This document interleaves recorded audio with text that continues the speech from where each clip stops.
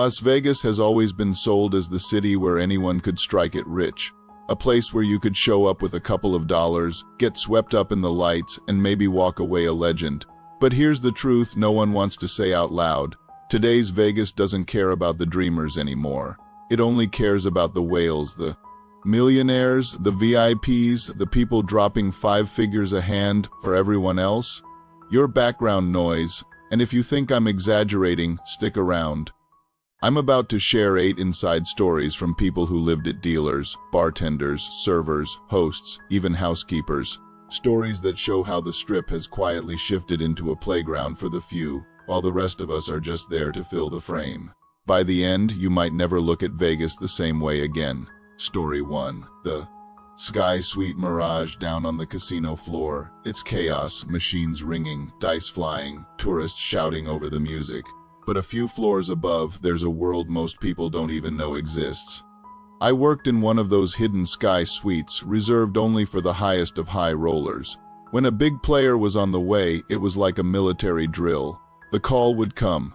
Mr. Rivera has landed. Suddenly housekeeping doubled up. Chefs prepped dishes that weren't even on the menu, and managers sprinted like their jobs depended on it because they did. Rivera played blackjack at $20,000 a hand like he was tossing pennies. Everything was free. His suite, his food, his jet waiting on the tarmac. Meanwhile, down below, I'd see tourists waiting half an hour for a watered-down vodka soda. I once overheard a pit boss tell a cocktail server flat out forget the $10 players. Rivera's table first. No shame, no subtlety. The strangest part, that VIP palace was often empty. I worked a 12-hour shift once serving only one man and his entourage. Below us, thousands of tourists crammed shoulder to shoulder, chasing that Vegas thrill. But for the casino, one whale meant more than 1,000 dreamers. And that's the hidden truth. Vegas isn't built for everyone anymore. It's built for them. Story 2. The cocktail circuit. On my first night as a cocktail server, they gave me a headset before they gave me a tray. Channel 4 is high limit. If 4 calls, you move, whales first, everyone else later. That wasn't just a rule. On the Strip, that's scripture. My section was penny slots. The map taped to my tray said, 1 lap, 12 minutes, but then Channel 4 crackled. Selana needs Louis 13 and Waters, move. Just like that, the Ohio couple waving me down for 2 beers had to wait. They looked at me like I'd forgotten them. And in a way I had. High rollers got Japanese whiskey with crystal ice cubes. Regulars got excuses. We even had green sheets photos of VIPs and their favorite drinks, their cigar brands, even how they liked their steak cooked. If you weren't on the sheet, you were invisible. I still see that Ohio couple in my head sometimes.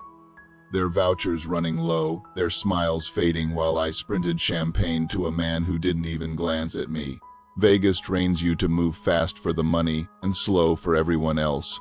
Story 3. The bartender's blues. I've been pouring drinks on the Strip for almost 2 decades. I remember when the bar was the heart of the casino. People talked, laughed, bought rounds for strangers. If somebody hit a jackpot, you felt it ripple through the room. Now, the room feels colder. Tourists still come, sure, but they're different. Fewer dreamers, more spreadsheets. Everyone wants $30 craft cocktails with smoke and gold flakes. Nobody orders a bucket of beers to share anymore. Free drinks. Practically gone.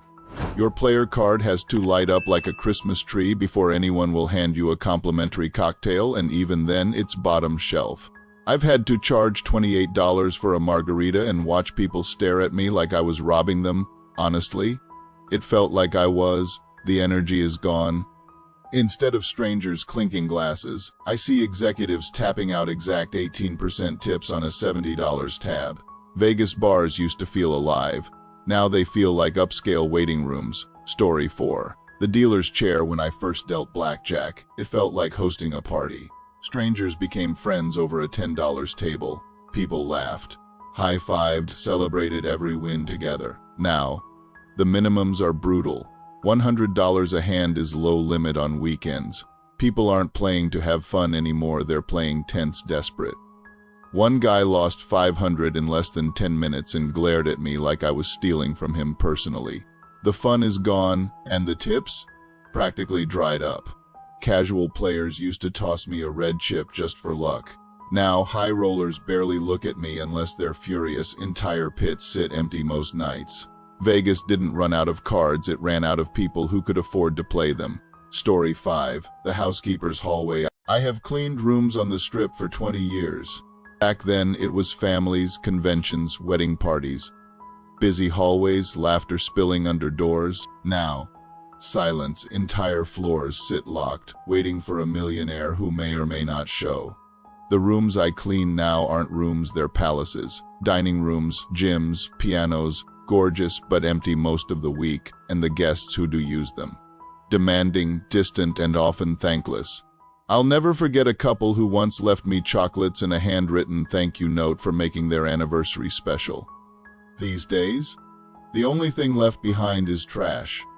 Vegas doesn't need housekeepers like it used to. It just needs a few of us on call for the whales. Story 6. The host's confession. Being a casino host used to be about people. I knew my players, remembered their birthdays, comped their favorite steakhouse just because I wanted them to feel welcome.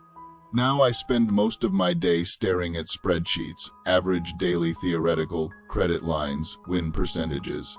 Guests aren't guests, they're numbers. And if the numbers don't add up, there's nothing I can do for them. I once had a loyal couple who came every Christmas for 15 years, played penny slots, saved all year. I used to get them show tickets and a nice room. Last year I had to tell them, sorry, you don't qualify anymore. They smiled politely, but I could see it broke their hearts. They never came back. Story 7. The server's reality. When people think cocktail server in Vegas, they imagine sparkle and fun. And yeah, it used to be like that. The casino floor was a party, drinks, laughter, wild nights. Now, it's high-pressure service for a handful of millionaires. You stand in an empty lounge, waiting until suddenly it's go time.